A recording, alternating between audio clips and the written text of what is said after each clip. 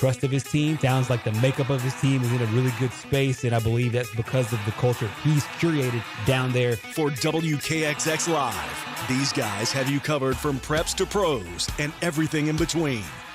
Now, let's go inside the Fox Sports 102.9 studio with Chase and Gerhard for WKXX Live.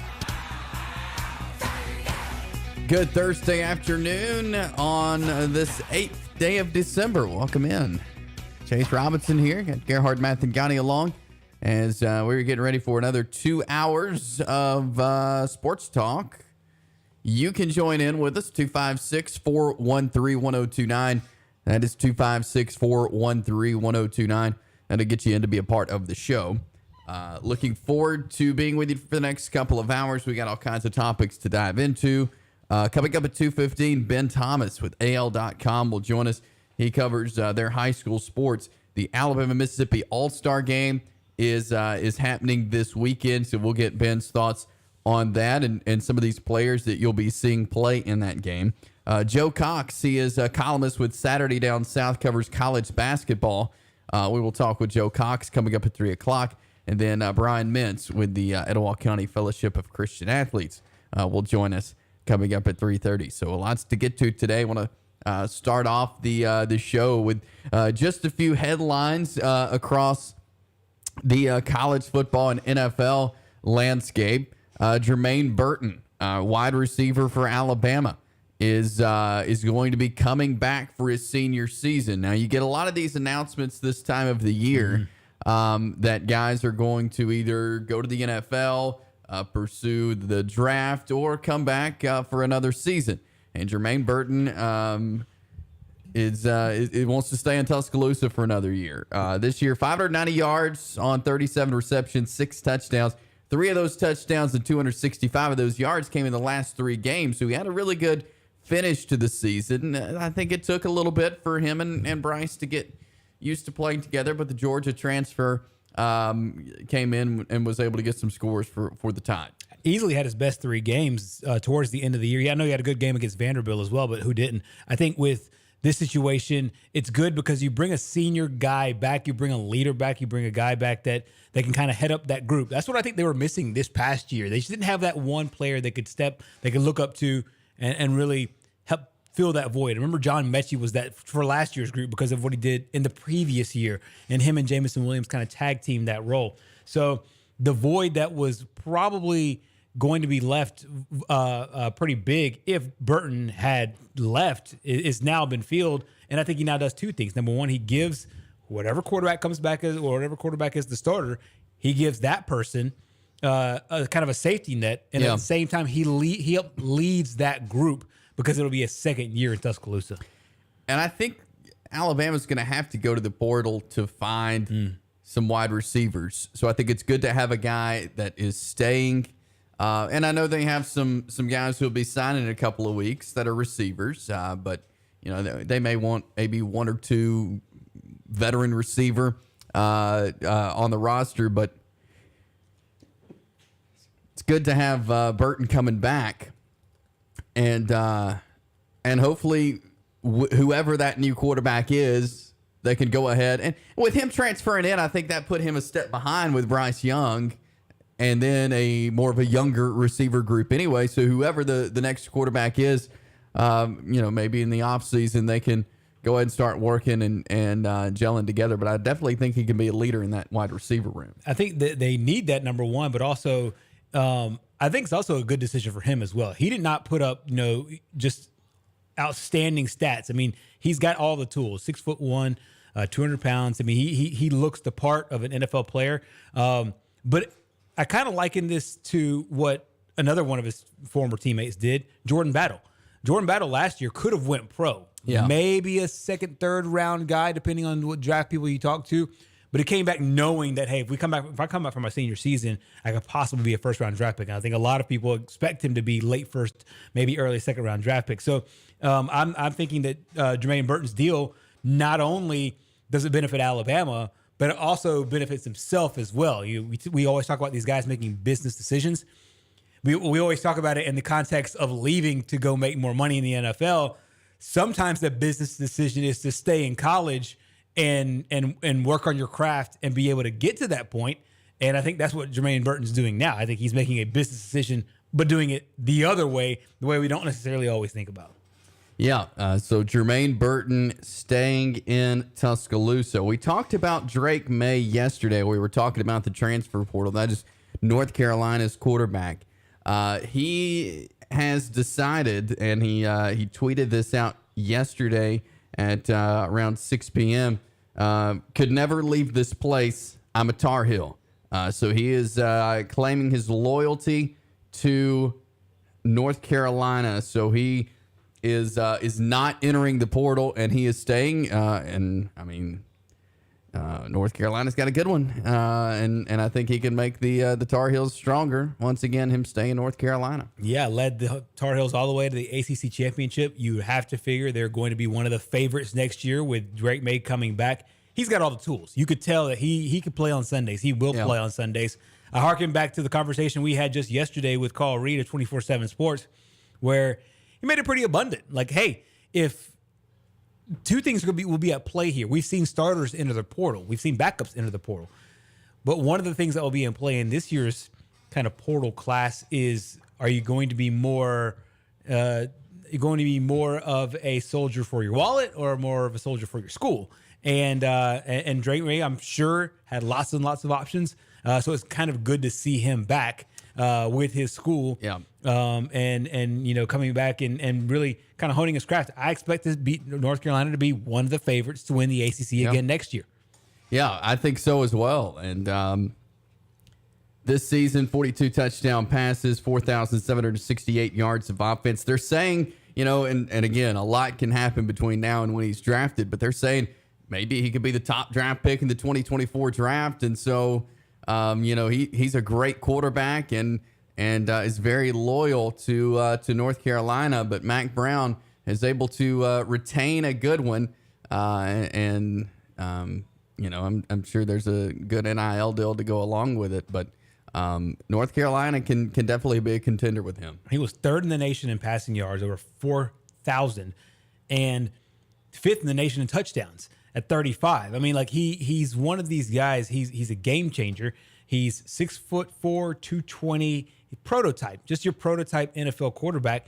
And I think that he'll do himself a lot of good, as he moves forward. One more year of just seasoned college football will be, I think, excellent for him.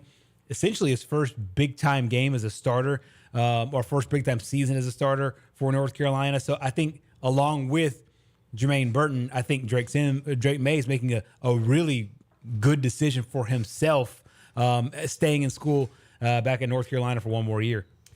Do you think that if he was somewhere else, let's say in Alabama or Georgia, would he be in New York this weekend? Possibly. Or, and they shouldn't factor this in, or if they won the ACC championship. Yeah. I think that he'd have a bigger profile. But yeah, definitely. If he's at a power, if he's at one of the college football powers, if he's at Alabama and puts up these numbers, this is not too far away from, as far as yardage goes, not too far away from what we saw Bryce Young do last year. Bryce Young threw it for over 4,000 yards. He was tied for third in the nation with over 4,000 yards as well. So yeah, Drake May being at North Carolina, a proposed basketball school, a thought of basketball school. Yeah, I think it does, hurt him a little bit. If he does this at USC, if he does this at maybe even Clemson, yeah, maybe he does get that call to go to New York. One guy who is in New York has been voted the AP Player of the Year. That is Caleb Williams, and still the favorite to win the Heisman. So voted AP Player of the Year today, and could add another trophy to that this weekend. I think a lot of these awards that come out, there's some that are kind of precursors to other awards. I always consider this the AP Player of the Year award to be kind of a precursor to the Heisman Trophy. Saw Bryce Young win it last year. We saw Devontae Smith win it the year before that. We saw Joe Burrow win it the year before that. We saw Kyler Murray win it the year before that. Baker Murphy, I should say, Mayfield in 2017. Lamar Jackson in 2016. Are you seeing a trend? The guy that wins the AP Player of the Year has gone on to win the Heisman Trophy. And so this might be a precursor to that. But, I don't necessarily have that much beef with it. my whole beef is some of the other guys that got invited as far as the stuff to New York and whatnot.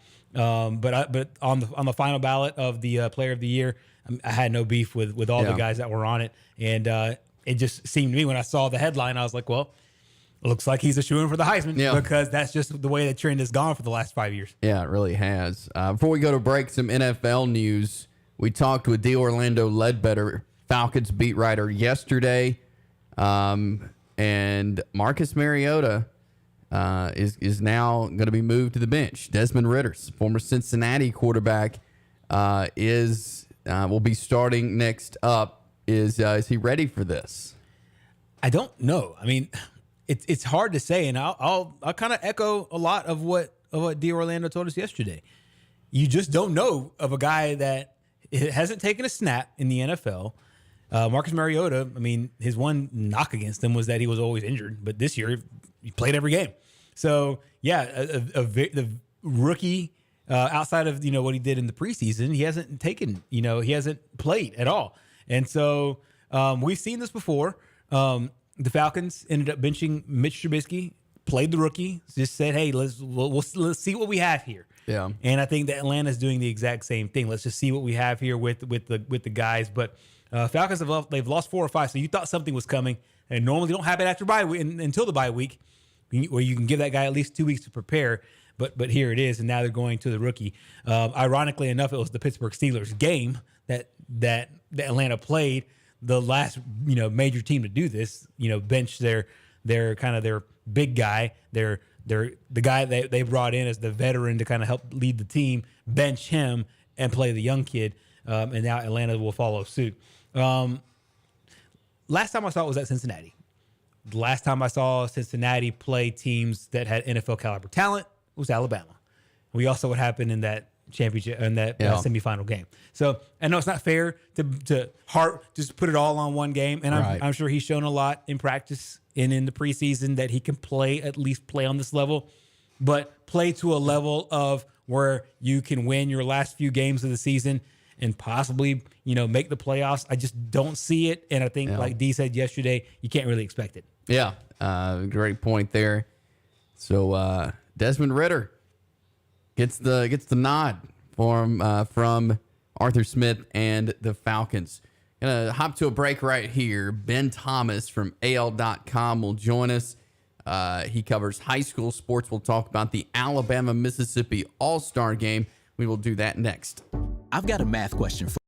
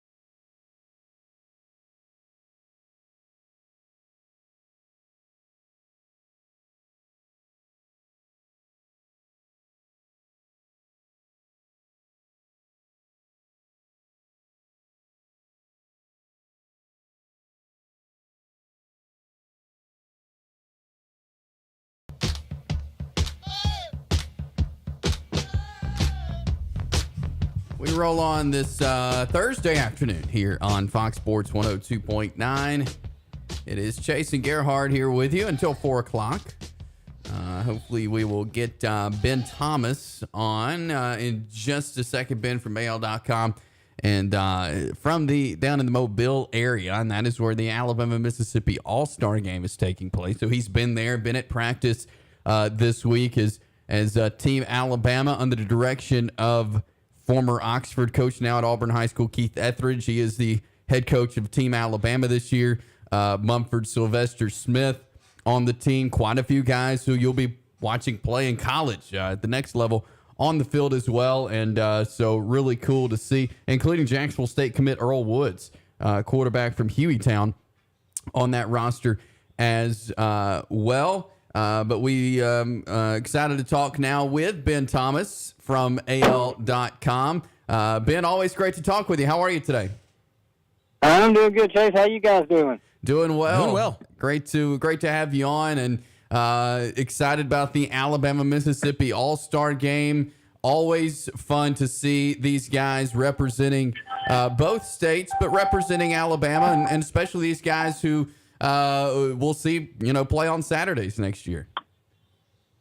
Yeah, it's been fun. The game hasn't been back in Mobile. It started in Mobile in 1988 and then moved away, I think, after 2010, went to Montgomery for a while, and then it's recently been rotating between Montgomery and Hattiesburg, and it still will rotate between Mississippi. Mobile will have it on the even for a couple of years, but it's been good. I mean, practice has been good. There's some guys that opted out or withdrew from injuries, as you would expect, but there are a lot of studs here on both sides of the ball, and should be a fun game on Saturday. I was going to ask you about that. Obviously, there's a lot of players that are going to the next level. Who have you been keeping your eye on, and maybe some college football fans who will be peering into this game? What are some of the guys that will be looking at as incoming freshmen in the SEC and elsewhere? Well, just a couple from Mississippi. I'm not as familiar, obviously, with that roster as I am with the Alabama roster, but Bryson Hubbard is one of the quarterbacks from Ocean Springs. He's an Alabama commit, but he's going to play DB at Alabama. Really fast kid, so making kind of a two-sport star. Also started in baseball and ended up choosing football and committing to Alabama. So Tide fans will be interested to see him. And then also Suntarine Perkins is a linebacker athlete from Mississippi. He's right now committed to Ole Miss, but there's some heavy Alabama interest in there. So that's a name you want to watch on that side. And on the Alabama side, I would start with the defensive line. We had a story on that, Randy Kennedy, today on AL.com. There's some studs up there. I mean, the two guys from Carver, James Smith and Quay Russaw, decided not to play in this game, but a lot of good players did, most notably led by Peter Woods, the five-star Clemson commit from Thompson. Chase, he's been basically unblockable in practice. One of the coaches called him a practice killer because they just couldn't get a handoff off without him. I mean, he couldn't be blocked.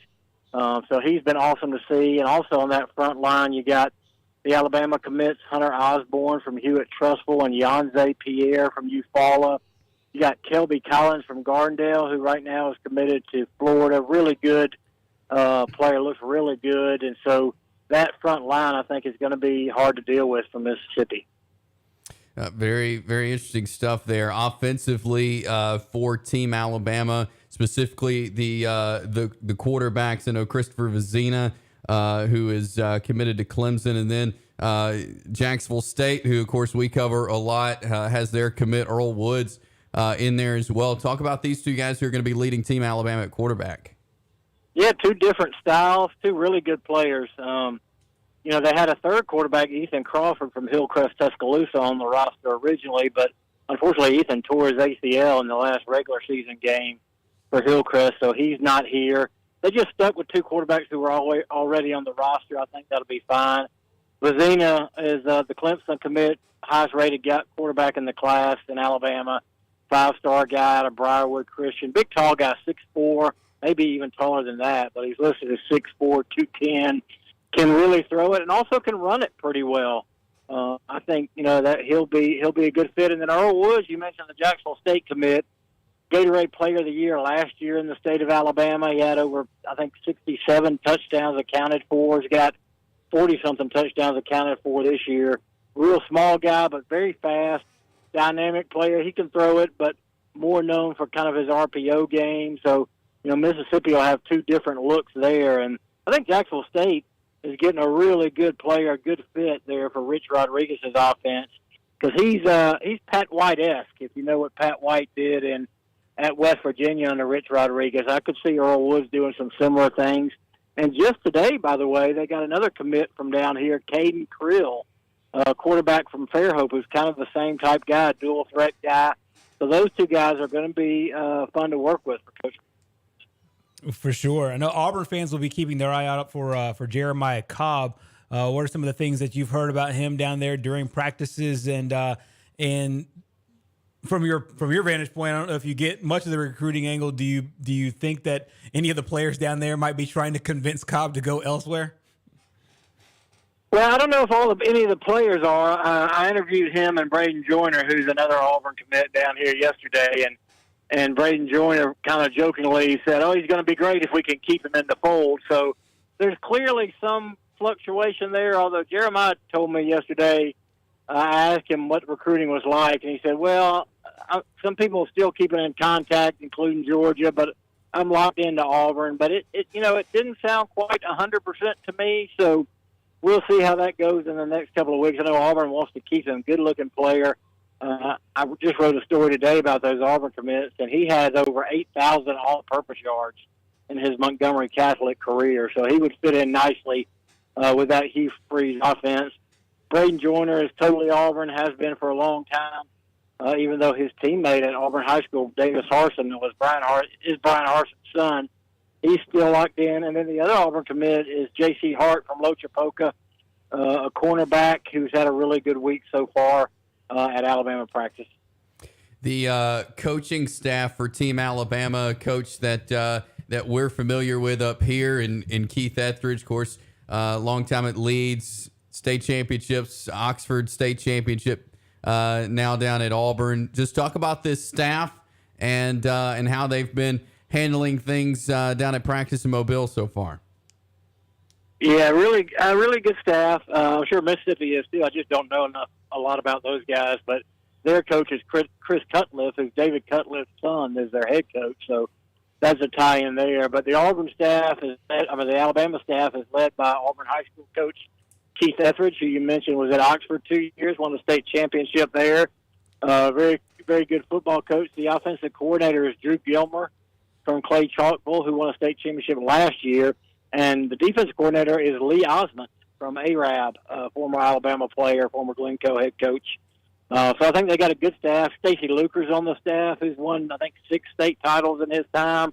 Pat Thompson from Sweetwater, Scott Baisden from Muscle Shoals. So really good staff.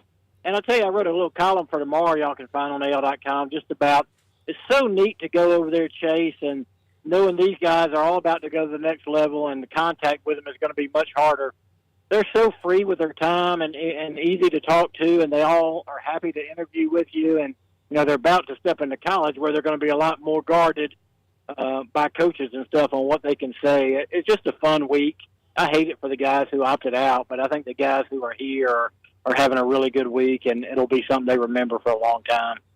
One of the interesting things I think of, Ben, when it comes to the venue is the fact that it's at Whitney Hancock Stadium at South Alabama. It's a time for the Jaguars to be able to maybe show off their campus and show off what they've got.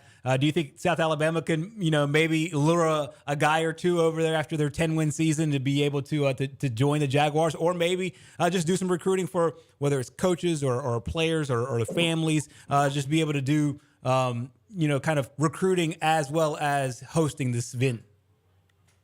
I feel like you've already read my column for tomorrow, Chase. You're reciting it word for word. Yes, I mean, it's a huge benefit for South Alabama. I don't know whether any of these guys will flip. There's still some uncommitted guys on the roster who, if they're interested in, they could still recruit. But also they're having the North-South game here next week. They've had that now for 3 years in a row. I think it's a huge benefit. I mean, look, Chase, I don't know how many of your listeners up there have been to South Alabama recently. Their facilities are as good probably as any G5 team in the nation, and maybe is probably as good as many Power 5 teams. It's really unbelievable.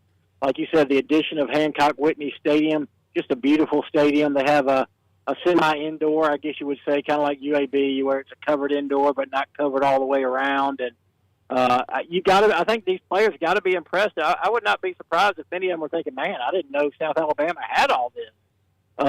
So, yeah, I think getting those kids on campus, getting their families on campus, and then even if these kids don't, decide to go to South Alabama, their friends who are underclassmen, at their high schools, they can say, man, you got to go down there and check South Alabama out. It's really neat. I mean, it's a win-win situation in my book for South Alabama. Yeah, I think so as well. Always good stuff. Ben Thomas, AL.com, getting ready for the Alabama-Mississippi All-Star game this week. One more question before we let you go. I know the AHSAA made the announcement that they are keeping baseball and softball state championships at Oxford at JSU. In your opinion, is that good news? Yeah, I think so. I mean, obviously, I live on the Gulf Coast, so it's a longer drive for me to get up there than it is to Montgomery. But look, as you know, Chase, I spent my early years working in Gadsden, and I'm familiar with that area. I love that area. Love my time there. I write about it often. Lived in Jacksonville, as a matter of fact, my first 6 years out of college, my first 6 months out of college, and loved it. So I got a special affection, and I thought they did a good job last year. I mean, I think Jim Case Field is a great place for the baseball, and then you're only 25 minutes away from the softball complex at Choccolocco, which is an awesome facility. So, yeah, I'm fine with it. I think it's a good place, and I'll look forward to being up there, God willing, for the next 5 years. Yeah, looking forward to having you up here in Northeast Alabama. Ben, always great to talk with you. Appreciate your time today, and we'll do it again real soon. No problem. God bless, and Merry Christmas to everybody. Yeah, Merry Christmas to you as well. Good Thanks, stuff. Ben. Yeah. Ben Thomas, AL.com, does a great job covering high school sports, and great information on some of these guys playing down in the Alabama-Mississippi All-Star game. And great insight, I think, as far as what to look for if you are a high school football fan, college football fan, somewhere in between. That's what I like about these games. And he also brought up a really good point as well about being there maybe the last time in a lot of these players' lives where they're associated with football in kind of the lighter, purer sense.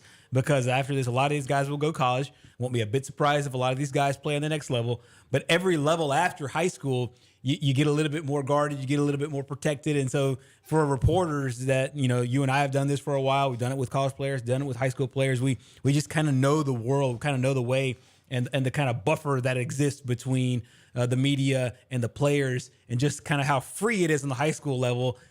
And Ben kind of represents, this is the last time they'll be this way before they go to college. Interesting stuff there on Earl Woods, too, the Jacksonville definitely. State commit. Maybe a Pat White-esque player. That fits well with Rich Rod's offense. Oh, yeah. I think if you're a Jacksonville State fan, if you know Rich Rod's background and you marry those two things together, you think, hey, this could work out, because Zion Webb reminded me of a little of that same kind of skill set, could run the football. And, Coach Rich Rod, he does not have any beef with saying we want our quarterback to be a big part of our run game. Well, Earl Woods was a big part of Hueytown's run game. It looks like it'd be a big part of Jacksonville State's run game as well. Yeah, for sure. And so appreciate Ben Thomas stopping on, talking some high school football with us. We will grab a break here, and coming up, we'll look at that staff Dion's putting together over in Boulder, Colorado. We'll take a check-in on how things are going for Hugh Freeze putting his staff together. We'll do that coming up.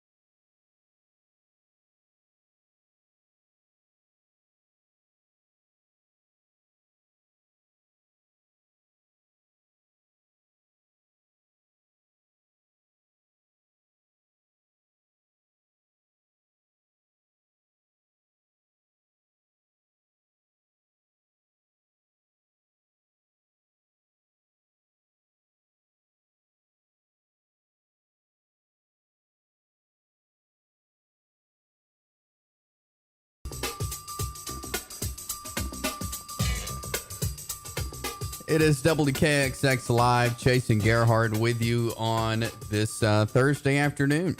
You can give us a call, 256-413-1029. That is 256-413-1029. We do start this segment by going to the phone lines as Jeremy joins us. How are you on this Thursday, Jeremy? Man, I'm good. I got a couple of topics here I need to ask y'all about. One is how compared to, like, let's say the NBA All-Star Game or the Pro Bowl or the North-South, or what used to be the North-South game, the East-West game, Blue-Gray, whatever they want to call it. This Alabama-Mississippi high school game, how much contact is there? I mean, is it a game, or are we protecting people? No, it's a full game. Mm-hmm. It's just like you'd watch a high school game on Friday night. Yeah, and in fact, it's one of those situations to where I think it's because the teams have such deep-seated rivalries, not only state to state, but also a lot of these players will both be teammates and also be opponents on the next level as well. There's some added incentive there. So yeah, I'll try to find the scores and pull up the scores, but there've been a lot of defensive battles. So let you know, it's not just a Pro Bowl where it's, flag football. It's been a while since I've had any thought of the Alabama Miss, because, we used to have guys. I went to Etowah in the late 90s, like from 95 to say about 2001. I heard a lot about it because Etowah had a lot of guys going to that game, and then not that much afterwards. But I've always been interested. I'd like to go down and watch the game one time. I mean, that seems like it'd be something that you'd enjoy. Be an enjoyable event. Yeah. So now I need to switch topics and talk about something that happens on the radio dial, and it's an important topic that needs to be brought up because I need to hear y'all's thoughts. Who's y'all's vote for most valuable Danette?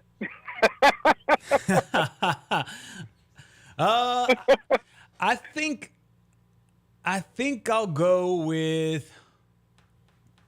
I've always liked Seton.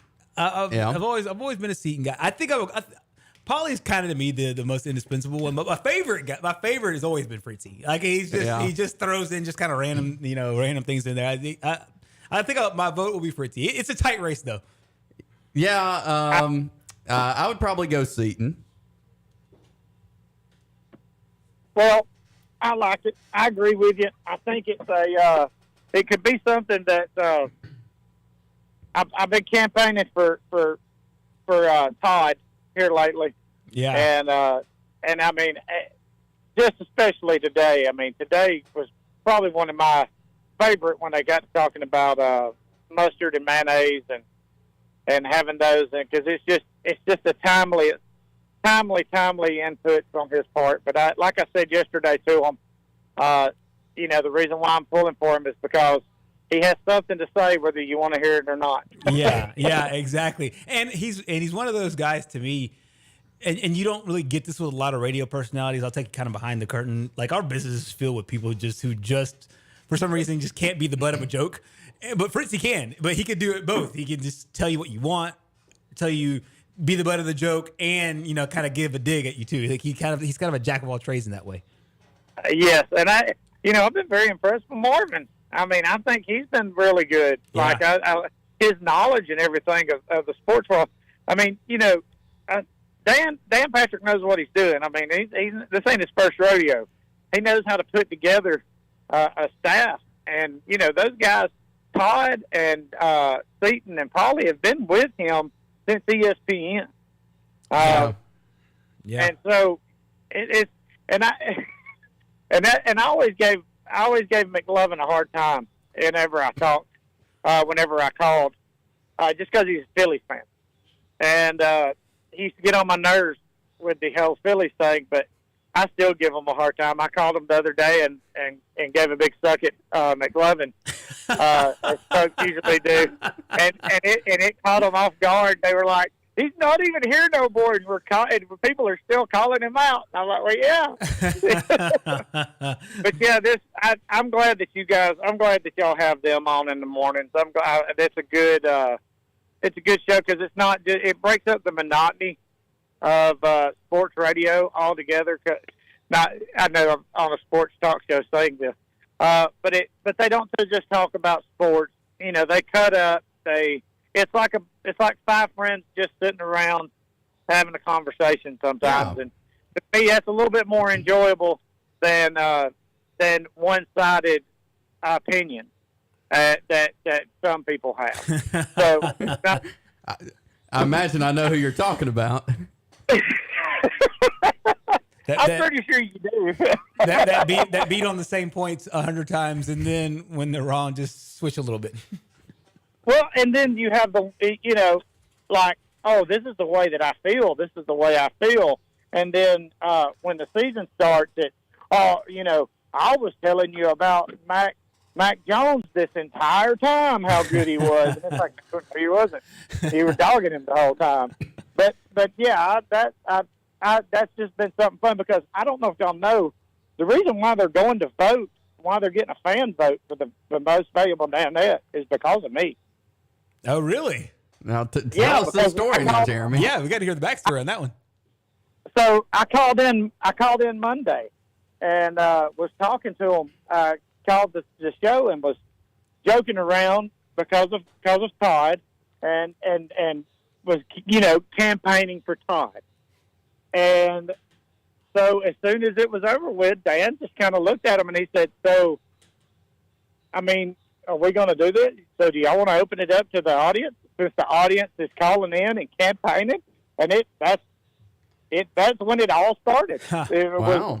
So that's just me out here changing lives, making things come true. Starting national movements. I like it. Well, I noticed that to talk about some sports for a second, I noticed that Xander Bogaerts signed with the Padres. Yeah. And so they're going out, they're spending that money, they're going and doing that. I don't know how. I don't like the amount of money or the years that they tacked on with him. But I just felt like it was a little bit too much for him, because I think he's a great ball player. But I think that was a little bit too much money. And I think that's going to kind of come into play with the Braves and Dansby, because now Dansby can go in and say, "Hey, the Padres offered this much money and offered this contract to Xander Bogaerts. I want this.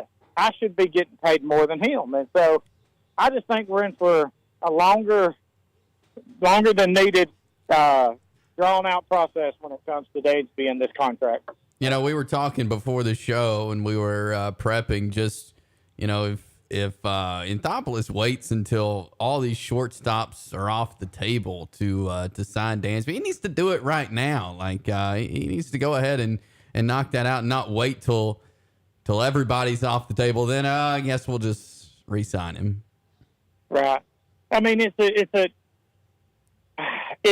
there and you think, well, he has to re-sign with us because everybody has signed a shortstop and all this and that. And it's like, in my mind, I'm thinking, no, that's not the way you want to do it. You want to get your guy signed, because then Dansby's going to come back with a counteroffer of, well, hey, I think I deserve it. And here's the thing. Dansby's got an argument. He's got an argument now. His numbers last year stacked up with everybody else in the league. I mean, I think he would deserve a contract like a 9-year or a 6-year that up there within 200, 250 a year. I mean, why would he not? Why would he not deserve anything like that? Yeah. Yeah, all the projections I keep seeing are in the neighborhood of 25 and close to 30 million, 25, 27, 28 million dollars per year. I just thought that it'd be a bad look from an optic standpoint if all these guys, go off the board and Dansby Swanson's still not signed. And maybe, I don't know how far apart they are in negotiations, but seemingly everybody else got locked up relatively quickly. Austin Riley and Michael Harris and others. And I don't know if this is another, internal beef between the front office in Atlanta and this particular agent/agency who's representing Dansby Swanson. There's so many different, machinations here, because without, the agents won't say anything outside of, they'll spin a certain thing. The club won't say anything at all in negotiations. And so you're just kind of left to your own head about, where everything is and just trying to speculate. But the last time we saw this agent/agency dealing with this particular team, it just didn't go the way the fans wanted it to go. No, and then I listened the other day to some to a podcast with a couple of guys, Braves guys that were talking, and they touched on that point about how there is a soured relationship after the Freddie Freeman incident with this agency, and there was some reports that had come out that Freddie reached out to Dansby about looking at change of management, changing to his agent. So if that's true, and then you don't have him, then he doesn't do it. It does worry you a little bit because we don't have the lockout as an excuse to why the deal's not done. Yeah. Mm-hmm. Oh yeah. And so, winter meetings are done and gone, and nothing came out of it. I mean, I saw some signees, and I saw some guys that that the Braves picked up this past week, and I mean, to be honest with you, not too excited about it. I mean, it's just and I want to see us keep a core. I want to see us keep a core and know the positions that you need it. Let's add to those positions that we need it, and I don't know. It's a process of just got to sit here on your hands because you can't do nothing about it because you're not the one signing the checkbook. Yeah, you're right. Yeah. And it's a good thing they didn't give me the checkbook. We'd be talking about that campaign to get Del Murphy into the Hall of Fame. Because if I'm an Atlanta Braves front office guy, I'm spending some money on that campaign because I'm still mad. I'm glad Fred McGriff is getting in off of this player. But how is Del Murphy not going into the Hall of Fame? That's a great question. Like to this day, how is he not? I mean, that blows my mind. And I'll tell you another Atlanta Brave that's not in the Hall of Fame that should be, and that's Bob Horner. Yeah, 100%. 100%. I mean, his numbers stacked up with about 75 to 80% of the guys, and there's a couple of guys that don't even have the numbers that he's got that's sitting in the Hall of Fame. Mm-hmm. I mean, he was a natural slugger without no help, without no aid. I mean, he was a great hitter for Atlanta and a great home run guy. So I just, it's going to be a situation where one day there's going to be a player Hall of Fame. I believe one day you're actually we'll see the Hall of Fame split. I don't think we'll see it just being on the sports writers and being on the who votes now. I think you'll actually see one where you have a different Hall of Fame, and it'll be more of a player voted. It'll be more of a different situation because news writers get set in on somebody, and you'll never see Barry Bonds. You'll never see Roger Clemens. You'll never see any of these guys that are tied up with that. You'll never see this happening. So no, they'll never be as long as the sports writers are involved. No, not at all. I think that it'll take a generation of sports writers not voting anymore. And even still, I don't know if it'll ever get there. I think the best way to get it is probably through this new 16-member committee. And it looks like both Roger Clemens and Barry Bonds got less than 4 votes. Yeah. And so that says a lot. And I think that's a big thing. So, well, guys, y'all have a good one. And y'all don't forget to go online and vote for your favorite Danette or Danette. Most valuable Danette. And now that we know that you led this campaign, of course we're going to. I got to go stack my vote in for. I got to listen to maybe 1 or 2 more shows, then I'll put my vote in. All right, that sounds good. Hey, don't forget. Let's get. Let me know when picking these bowl games because I'd love to be involved in that this time. Yeah, we'll get something together. We may do that next week, early next week. We'll try to get something together for that. But appreciate the call, Jeremy. Awesome, guys. See y'all. Go Braves. Go Braves. We will.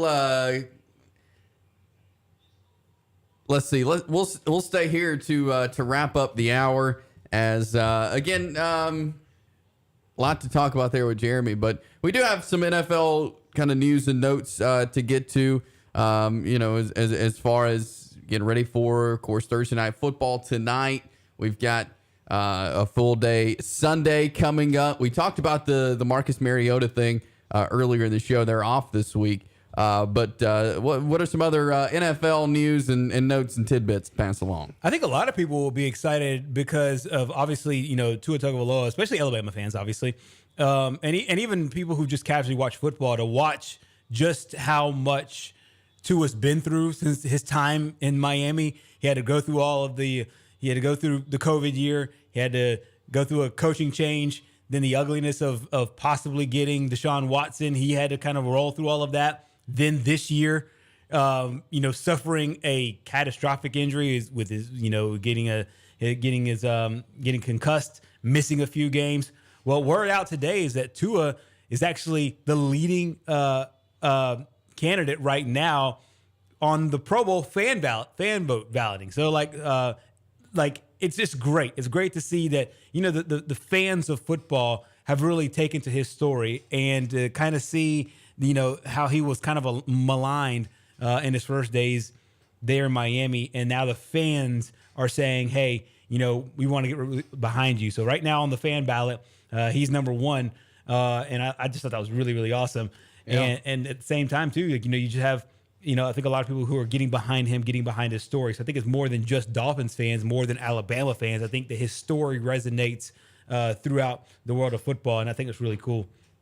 Yeah, for sure. And, he just, this is the season that he's had. Yeah. I mean, it's amazing that we're, I thought for a while we wouldn't even talk about him playing football again. Yeah. I mean, it's a miracle. And then you add that to the fact that it's not just he's going out there and just playing. He's playing really well. Last week's performance aside, he's playing, really good football. So, I think that, if you're a Dolphins fan and an Alabama fan too, it's kind of giving you a lot to cheer for. Elsewhere in the NFL, former Oxford High School star and former Auburn star KJ Britt looks to be getting close to being back with the Tampa Bay Bucks. He suffered an injury. They called it lower body injury at first. We know he had the knee problems at both Oxford and at Auburn. It's an ankle injury that sidelined him for a while. He has been on the sideline since October 23rd. Well, word out today is that he's on the mend to come back. I'm not sure if he'll be back for this week's action, but remains on injury reserve right now. But they're returning him to practice and getting him back in the fold. When they missed Shaq Barrett because Barrett got hurt a few weeks ago. Yeah. So they kind of need another guy that they can kind of plug and play. And he's been that. He's been a very, very good player for the Tampa Bay Bucks. And it's a really important season for him as well, just overall. So good to see the former Oxford star, the former Auburn star, doing well in the NFL and coming back and playing for a Bucks team that you would think probably found their mojo between the game in Germany against the Seattle Seahawks and the game on Monday night when they came back to knock off the Saints. You would think that they're in a pretty good spot right now. So hat tip to a former Alabama star and Tua, hat tip to a former Oxford and Auburn star in KJ Britt. Looks like both players, injuries were a part of their story this season, but they're on the right track right now. Yeah, that's good to hear.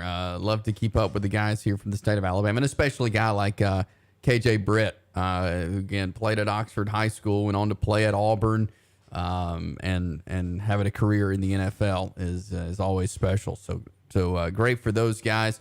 Thursday night football coming up tonight. What are we looking at?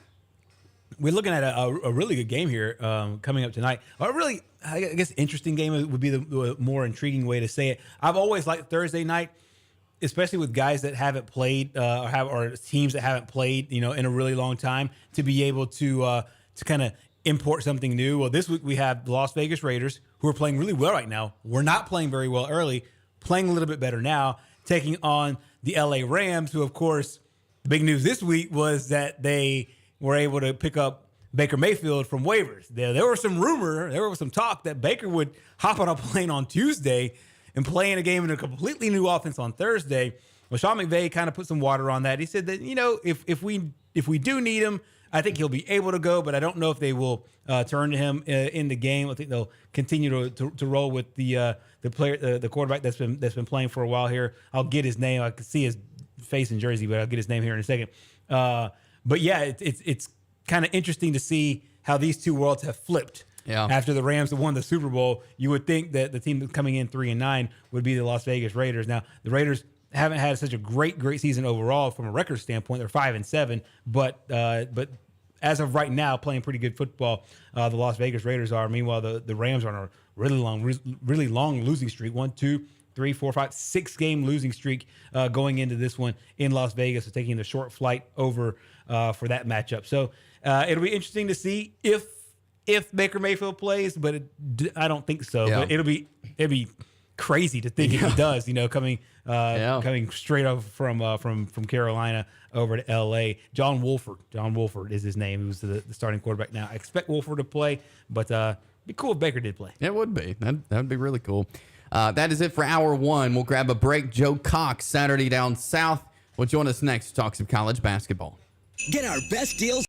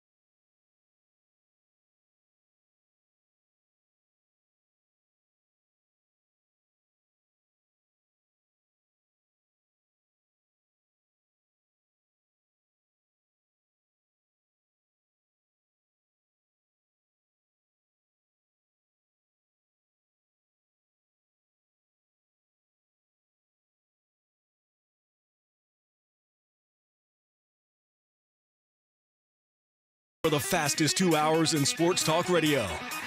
Get ready for Chase Robinson He has got to be a player they can rely on in big situations. and Gerhard Mathangani. Has the trust of his team. Sounds like the makeup of his team is in a really good space, and I believe that's because of the culture he's curated down there. For WKXX Live, these guys have you covered from preps to pros and everything in between.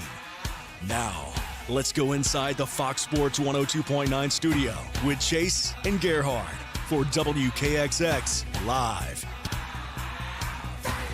Hour number 2 on this Thursday afternoon. WKXX Live. Chase Robinson and Gerhard Mathangani back with you. And it's time to talk some SEC basketball. We welcome columnist from Saturday Down South. He is Joe Cox. Joe, appreciate you coming on with us today. How are you? Oh, doing great. Always glad to talk hoops. Absolutely. And it is, we got some good hoops across the Southeastern Conference. Just as we've been able to get a glimpse at these teams, I know we're about a month out from getting, or less than a month out really now from getting conference play started. What have been some things that have intrigued you about some of the teams across the SEC? Well, the 3 unbeatens, still including Missouri and Mississippi State, is certainly a surprise. And maybe less of a surprise, but still impressive to me has been how outstanding some of the transfers have been, and then some of the freshmen have been. A lot of new faces or familiar faces in new places that are playing well for SEC teams. Here in the state of Alabama, of course, Auburn and Alabama, both faring well right now, both in the top 15. What do you make? We'll start with the Auburn Tigers. What do you make of the Tigers, who are replacing 2 guys that went in the first round of the NBA draft and still undefeated so far throughout this season? Well, they're the 3rd undefeated team. There are only 3 left in the SEC. And it's funny, I was checking in on Saturday Down South and saw an Auburn fan saying, "Oh, they're terrible, they're terrible." Well, everybody'd like to be undefeated and have people say they're terrible. It's going to be an issue of consistency with Auburn. You lose the big guys that they lost. The strength of your team is going to be on the perimeter. And the problem a year ago, in many ways, was to get consistent play out of Katie Johnson, Wendell Green. If they can do that, they're as good as anybody. If they can't do that, they're one of those teams that could be headed out of the tournament pretty quickly come March. And, there's a lot of other stuff going on, but I think that's the main focus of the season for me if I'm Bruce Pearl. As far as Alabama, we knew Brandon Miller, what kind of player Alabama was getting in Brandon Miller. What impresses you most about Miller and how he's helping this Crimson Tide team? Well, he's remarkably consistent for a freshman. And, the days when you would see an outstanding freshman and he'd play great in one game and the next game he'd look completely lost. I'm just not seeing a lot of that around the league. And Miller's certainly a good, exhibit of that. Alabama is a program you've got to love where they're at right now. I mean, got a shot here Saturday to beat number 1 for the 2nd time in a season. North Carolina, I don't know that Alabama really got the credit they deserve because the Tar Heels are kind of stumbling. But, it had been over 2 decades since they beat number 1. And then if you could do that twice in a month, I think at that point you got to say we're pretty much where we want to be. No doubt. A few other teams that are in the top 25, at least according to the AP, include Arkansas, who I think a lot of people were high on coming into this year. What do you make so far of what you've seen from the Razorbacks, and how high do you think their ceiling is? Oh, I think their ceiling is as high as anybody in college basketball. I've been very impressed. I mean, they're still having some up and down moments, but they finally have gotten Nick Smith out there, and that's such a huge deal for them because he's kind of the alpha dog. He's the guy who can make everything else flow through him. So to be as good as they've been, as early as it's been, I mean, at SEC Media Days, Coach Muss was just saying, you got to remember, I'm getting back 2 guys who've played here. So they're still, working on the chemistry, kind of feeling each other out a little bit. But I've got to love the potential of this team. They could be the best team in the league, and possibly sooner rather than later. Interesting stuff there. Joe Cox of Saturday Down South joining us.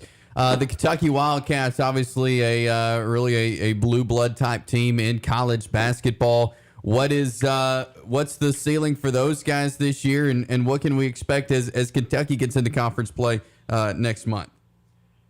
I think it's fair to say maybe Kentucky's ceiling not quite as high as Arkansas. And that doesn't necessarily sit well in and around Lexington, but this Kentucky team still very much in the early phases of assembly. I think they figured out that Case and Wallace is going to be a key to whatever they do. Now, the problem is you got Severe Wheeler, who's going to probably be out there getting all the point guard minutes, but you still got to get Wallace the ball in his hands to make big plays. How those two will figure out a way to play together and still keep Oscar Sheboy happy and hopefully get Jacob Toppin hitting some shots, that's going to be the thing for Kentucky, because you've got two of the top 3 assist guys in the SEC, but who's going to hold the ball? They can't both have it all the time. Right.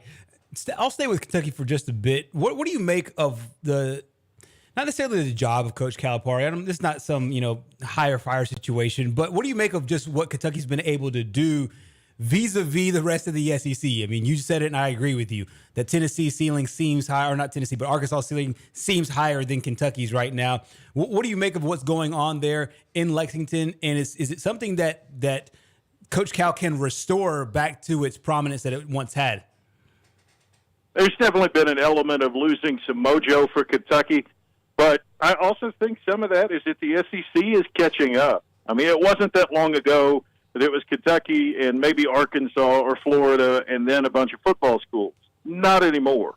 The spending at the schools has increased. The facilities have gotten nicer. The recruiting classes are following. You're seeing the high 4 and 5-star recruits spread out around the league much more than you used to. And some of that has hurt Kentucky as the historical big dog.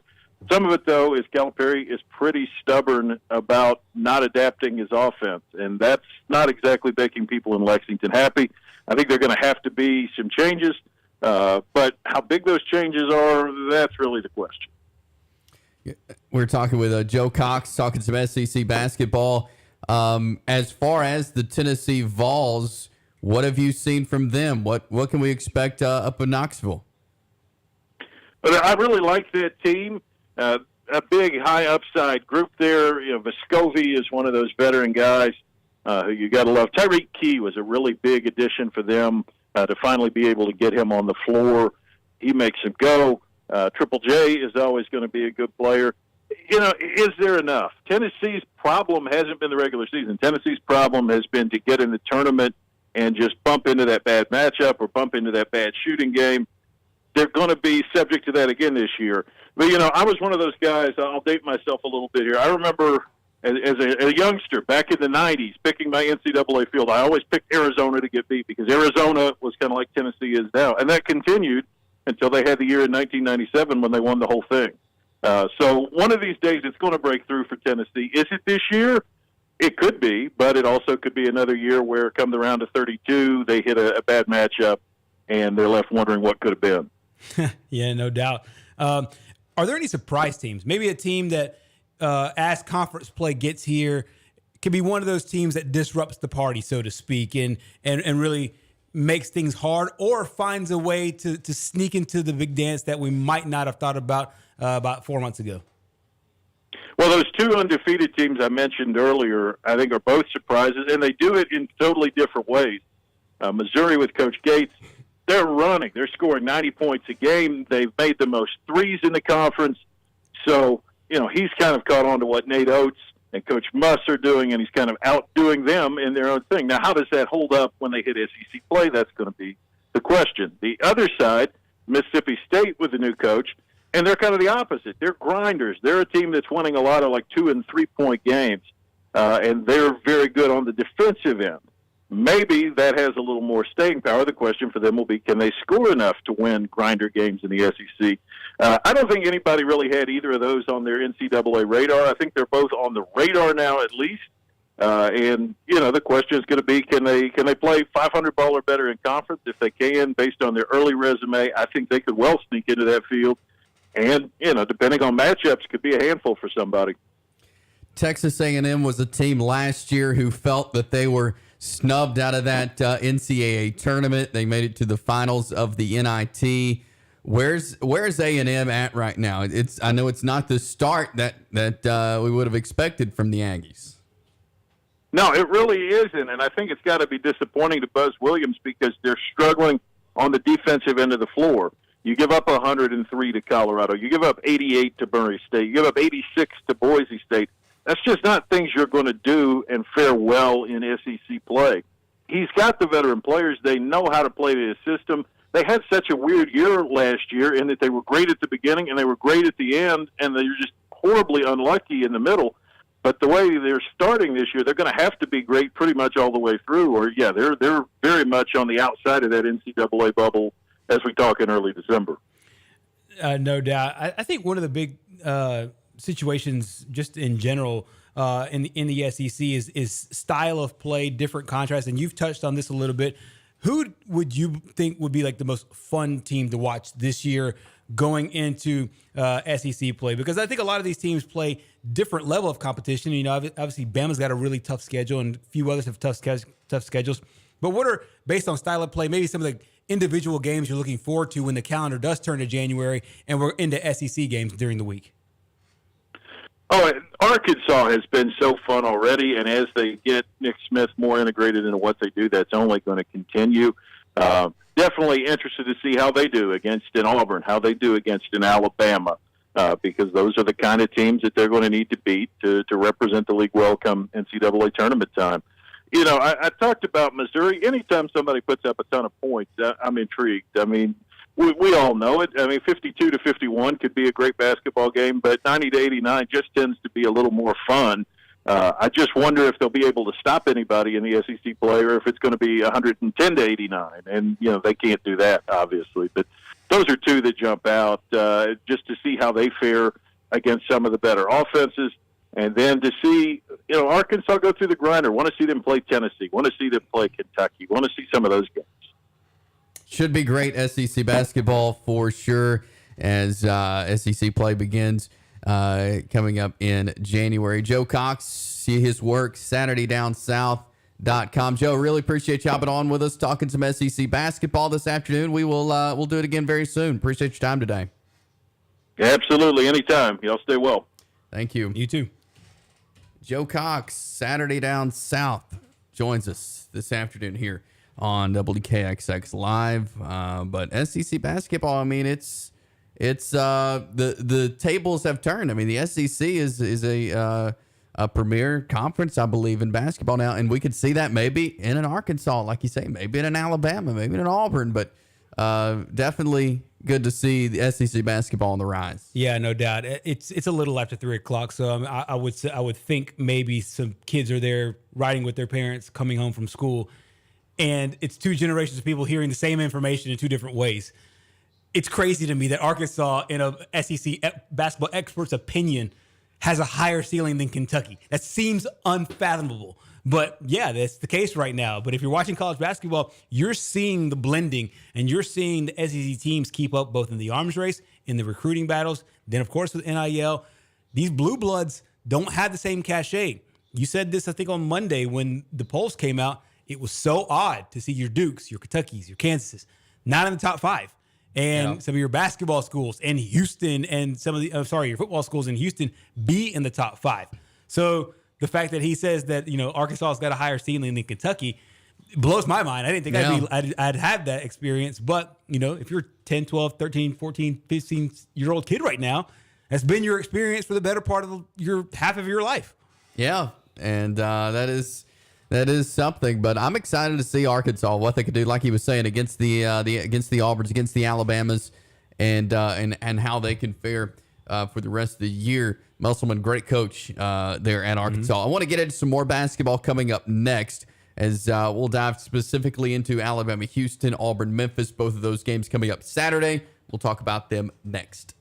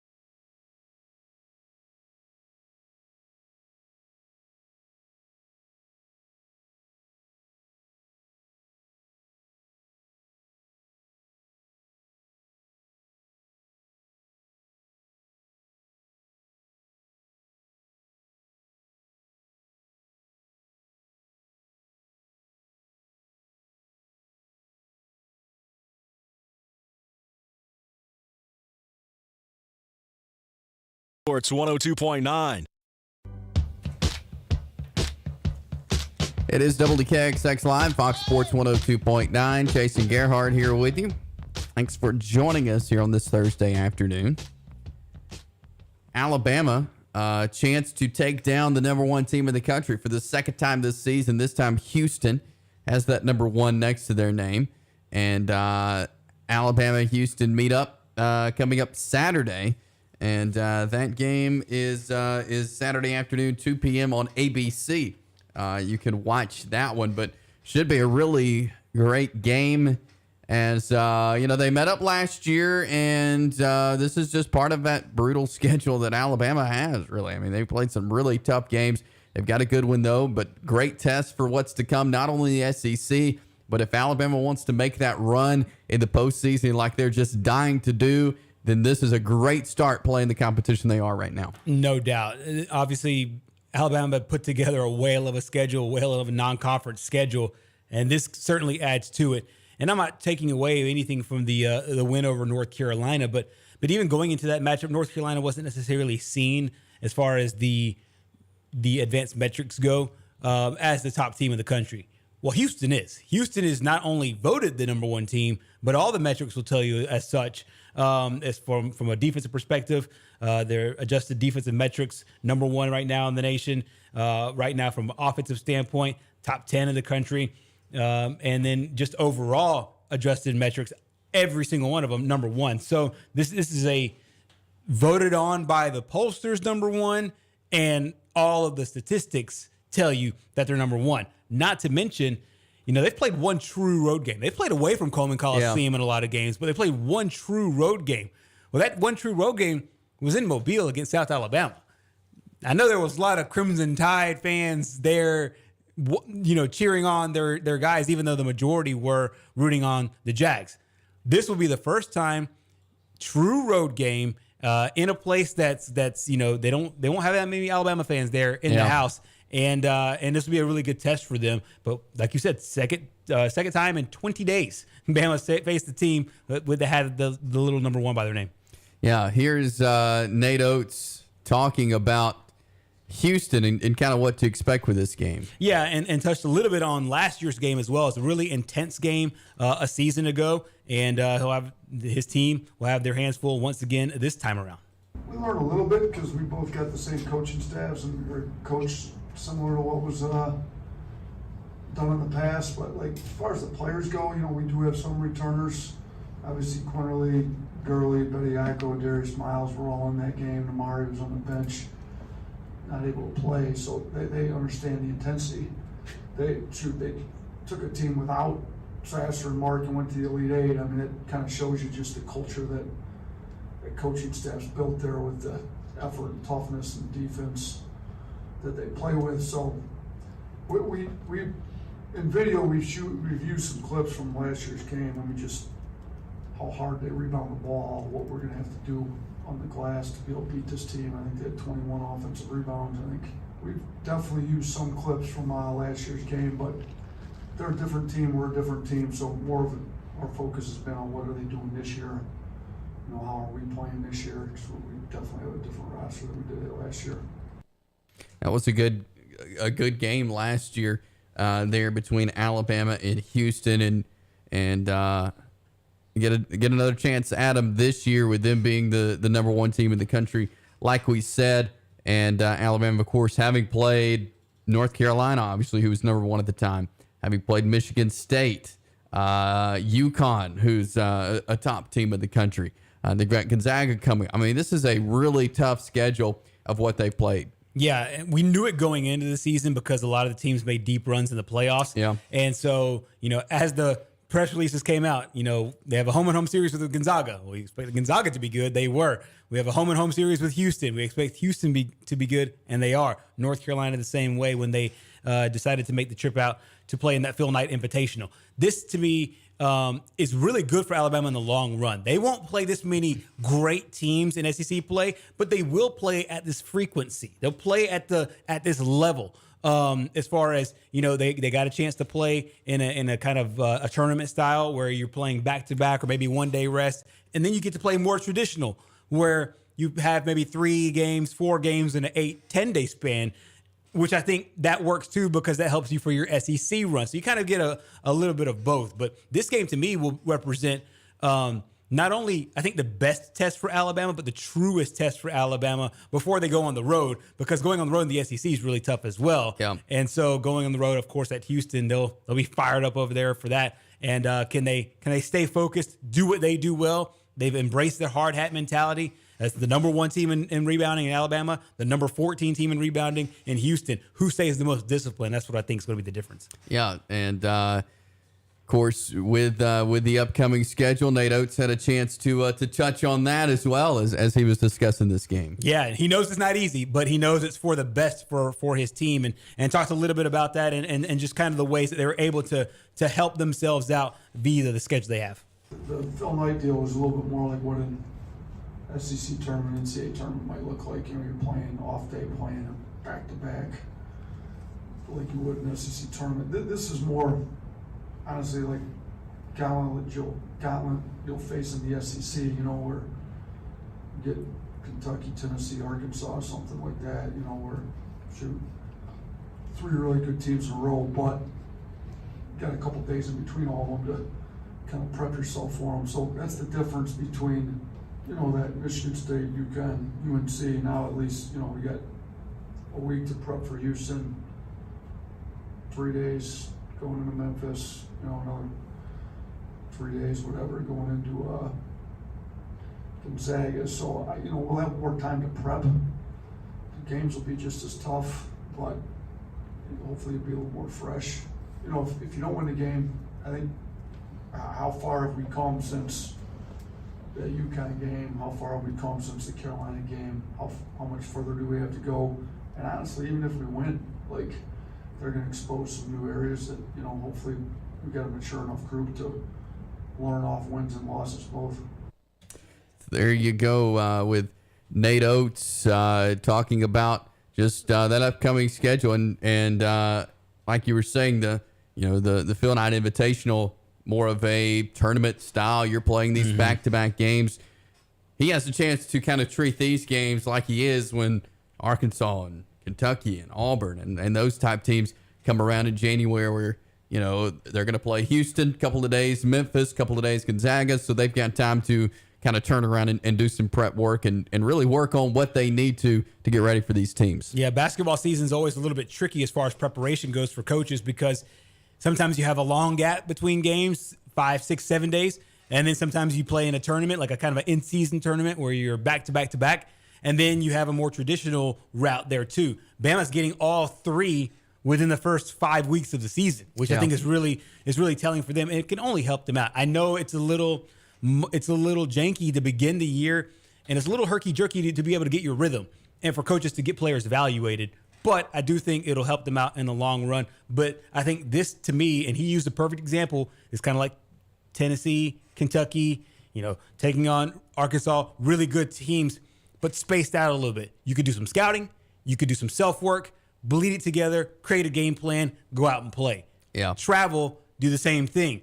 Self-scout, prep, game plan, go play. And so I think these next about 10 days will be really important for Alabama, not just from wins and losses. Because I think, and he mentioned this at the very end of the sound there, they could go lose that basketball game. But do they look better than they did against UConn? Do they look better than they did even against North Carolina? That's the test. Not necessarily winning or losing that particular game, because it's hard to win that game against the number 1 team in the country in their building. But if they don't, have they gotten better, and can they quantify their journey? Yeah, and so, Alabama coming up Saturday against Houston. Jacksonville State in action tonight. You got to stay up late to check this one out. 9 o'clock tip tonight. Jacksonville State on the road. They are headed out west to take on the Utah Utes. And so Jacksonville State, Utah tonight at 9 p.m. 8:30 will be airtime for the Gamecock Sports Network. Let's jump to a break. Brian Mintz joins us next.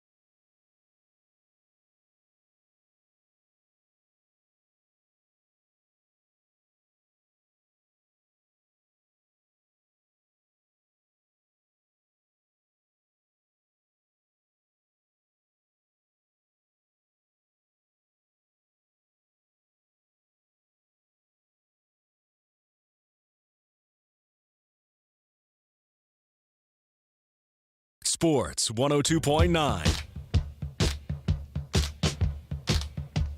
We're back here, WKXX Live. Chase and Gerhard here with you as we are working our way through this Thursday afternoon.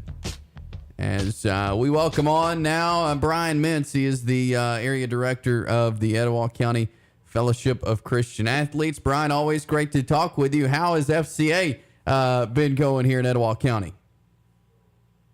Been going well. You know, we've just been in the mode of, I guess, visiting and having our huddles, and especially our campus huddles in the morning, and then team huddles usually in the afternoon. So it's been busy, and you know that's the heart of our ministry. A lot of times, you know, Chase, thank you. You know, we're allowed to come on and talk about some of the events we do and that type of thing, but the heart of the ministry is our small groups, our huddles that we have at each school, and usually the campus huddles are early in the morning, and then we do team huddles in the afternoon. And I'm fortunate enough I get an opportunity to go and share a little bit with some of the teams, and then of course we get something going with them weekly, and it just grows from there. And try to involve those kids and get them at the campus huddles, you know, when they're out of season and stuff. But we usually transition, you know, from, say, fall to the winter sports and that type of thing going as the sports seasons transition. Hey, Coach, Gerhard here. As we get closer to the Christmas season, do you find it a little bit easier to relay the message? Obviously, everybody knows the season in general, but can you put more of a, I guess, concerted effort into the messaging overall and the mission of FCA in general? You know, Gerhard, you always ask the toughest question every week. So, Chase knows me those cupcake snowballs. You know, but you always ask the tough questions that are a little more detailed. But you know, I think so. You know, I think that everyone's ears are a little more tender. Our hearts are a little more tender when we come to the Christmas season. But you know, just generally speaking about society in general, you know, I was thinking about this earlier today. Actually, you know, I think that Christmas has become so commercialized. I'm not sure that you know, some people. And we're very, very fortunate, and this doesn't always apply to us here in the Bible Belt, but, you know, I don't know that anyone ever even makes a connection between Christmas season and the birth of Christ, that we have a Christmas season because of Christians who came to this country celebrating the birth of Christ. And but, yeah, I think, you know, it makes it a little easier because there's so much focus here locally in our community with churches and everything. We're still, gosh, we're blessed to live where we live. I mean, that's the honest truth. We are so fortunate to live where we live. And I think that has carryover to, you know, our youth, and then, of course, to the sports teams and stuff, you know, and, you know, yeah, the huddles and stuff will kind of conclude here this next week, and now I'll still be doing some stuff with the teams as they meet through Christmas break, but, you know, it should be a time that that message, I think resonates is a good word, resonates in the hearts and minds of all of us. Yeah, absolutely. We're talking with Brian Mintz of the Etowah County Fellowship of Christian Athletes. I'm curious, just as this semester kind of comes to a close, like you said, in the next week or two, are there any moments maybe this semester in your ministry in the schools that have stuck out to you that you'd like to share? Well, I think one thing is always when we see some individuals come to Christ, and of course we have seen that. But, you know, and I think about this, too, a lot here, a lot more lately. I don't always think that that's a momentary decision. I think that decision has been building, and just like the analogy that we're given through the Bible that Jesus uses of the planting and, even before someone can plant or scatter seeds, someone's got to be busting up the soil, and just making that ground so that it is receptive to a seed. And so oftentimes, I think that I'm probably benefiting from something a youth minister plowed and planted maybe a month and a half ago or something like that, or vice versa. I saw where we recently had a young man who got baptized, and I had just spoken to him about a week or so ago, and before I saw that, and he had told me, he said, now he had graduated last year. He told me, he said, I think that probably FCA is one of the things I miss the most about high school.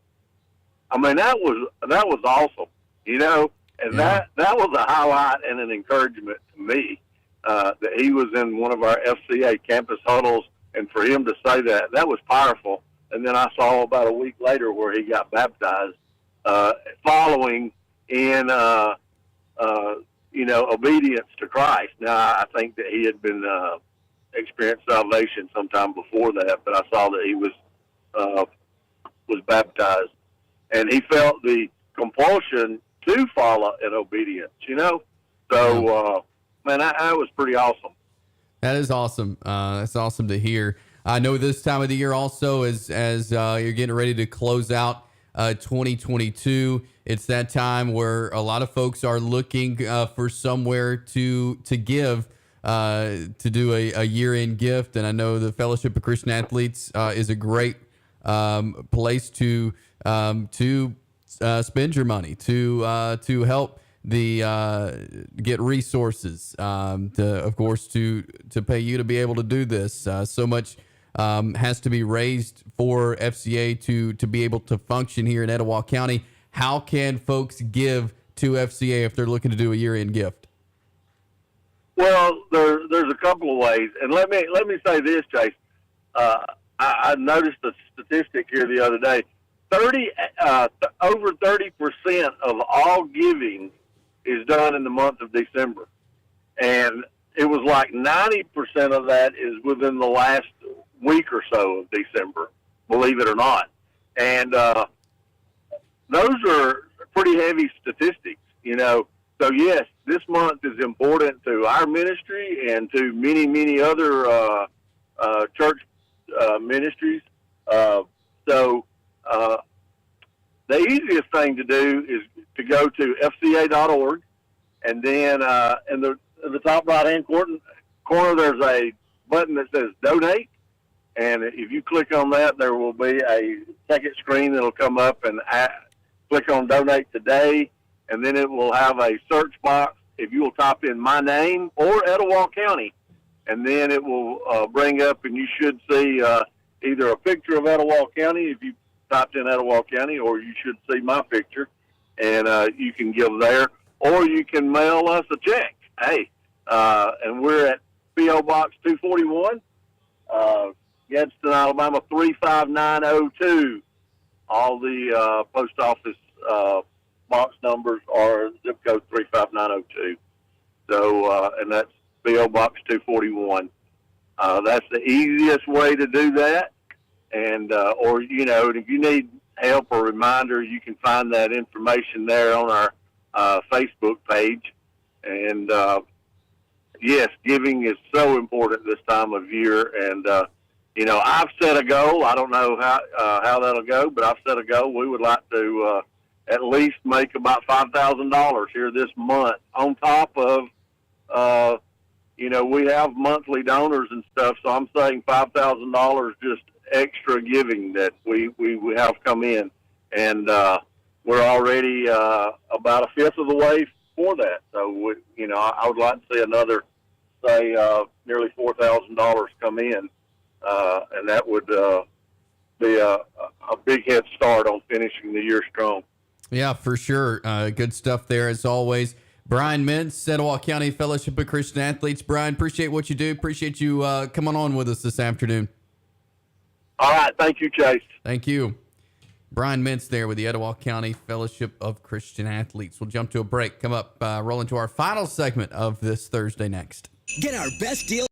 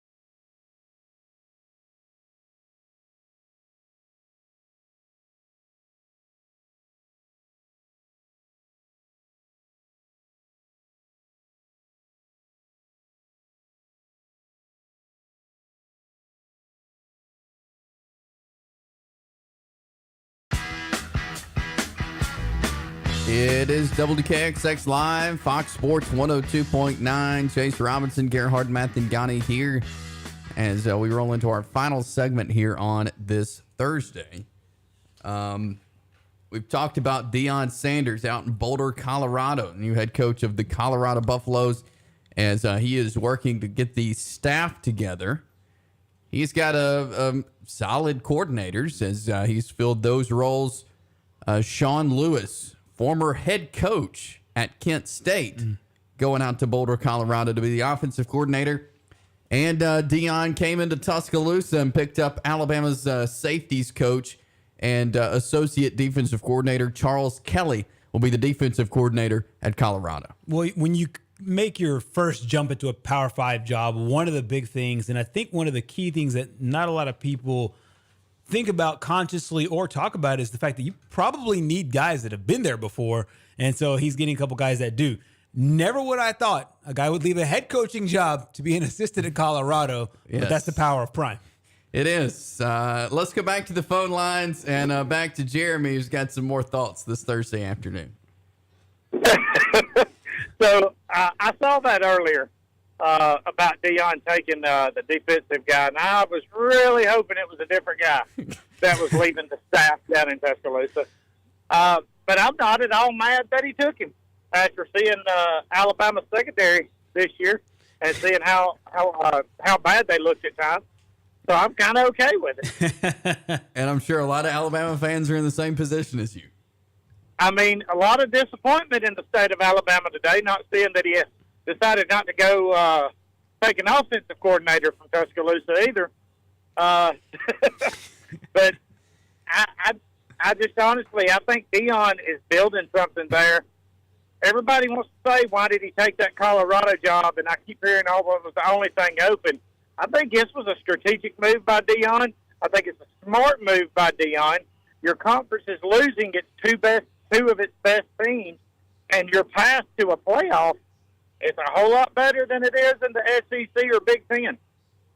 Exactly. And also at Colorado, I mean, there is nowhere to go but up. I mean, Hugh Freeze, say what you want to about his past and everything else, but Auburn has expectations to be on the level of LSU and Georgia and Alabama. At Colorado, they had that, but it's been 2 decades plus since they've been that team. And so you're starting all the way from the bottom with no expectations. And as you said, a Pac-12 that was better this year, but has been not very good for the last 10 years, but getting more watered down with the Trojans and Bruins leaving. Yeah, and Deion Deion's an incredible recruiter from what I've heard, what I've seen, and he is in a great spot. I mean, you're right there smack dab in the middle. You can pull from a lot of places. You can pull from California. You can pull from Texas. You can pull from the Southeast because you're sitting there in a state at a college that's right in the middle of the country. So it's really not that bad of a trip. Yeah, and we'll see if he can kind of resurrect the Colorado football program. But, yeah, I think he's putting together a good staff to be able to do that, and I'm sure his phone's ringing off the hook with some of these guys from the transfer portal wanting to come play for him. I'm about guaranteed that about 60% of those that entered the transfer portal the other day, that Deion had to change his phone number. Guarantee they all were calling him because they all want to play for Prime. And, I mean, he's still relevant. After all these years, you still know who Deion is. Kids that are playing Pop Warner football still emulate him when they intercept a pass and are sprinting down the field for a touchdown. They still do that high step. They still are show prime time. I mean, that is it. I mean, he is still to this day relevant. And that's the thing that I've always said about Nick Saban is Nick Saban is relevant. The day Nick Saban becomes irrelevant is the day that you start seeing the decline of his team. Yeah, there is something special. And I think you brought something up I didn't really think about. There is something special, in my opinion, to be cool when you did it, but then be cool later on. Because things usually don't stay cool later on. But two things do. Number one, it's confidence. And Deion had plenty of that to feed the world. And then secondly, it's winning. And that's what Coach Saban has. That's what Michael Jordan had. And that's what Tom Brady will have when he finishes. Those two things I feel like are also inextricably tied. That Deion had one and Nick Saban had the other. That's the reason why I believe that both will always remain in that they'll always stay relevant with the kids and with everybody else because they just embody things that do last forever. So let me ask you this. You have to fill your head coaching position at your college right now. and you only have two options: Jim Harbaugh or Deion Sanders. Ooh, if you would have asked me this 2 years ago, I probably would have said Jim Harbaugh. Yeah. If I'm at a high-profile school, I think if I'm a high-profile school, I'll probably still go with Jim Harbaugh, mainly because he's done it before. Yeah. With Deion, it's not that Deion can't do it, and honestly, I could be wrong if they go head-to-head and Deion wins that contest, but because Jim has done it, and also Jim's been through both cycles. He's been through when he was great, and then he's been through getting close to getting fired because he loses 2-3 games, and then he's brought it back up. And it wasn't just a fluke last year, and this year he's got a chance to win a championship. I think I'd go with Jim Harbaugh. It's a great question, but the slight edge to Jim. I somewhat agree with you because, to me, as hard as it is to say, Michigan shows what happens if you have patience with somebody. Yeah. That's a very good point. And I do believe that if Auburn could get some of those people in charge down there that could sit back and go, hey, let's be patient with somebody, Auburn would have a better situation than what they're having, and you wouldn't be seeing, well, all right, it's that time of year again. It's time for Auburn to go on a coaching search because they're not happy with who they got. So, patience. I mean, heck, Saban even had that growing pain the first year. I mean, everybody expected them to come in, and a lot of folks, Alabama's, pretty much the same way. We went through a lot with two prior coaches that we suffered through until we got Saban. But Saban had a rough go at it his first year, and they said, let's be patient, and then look at how well that's paid off.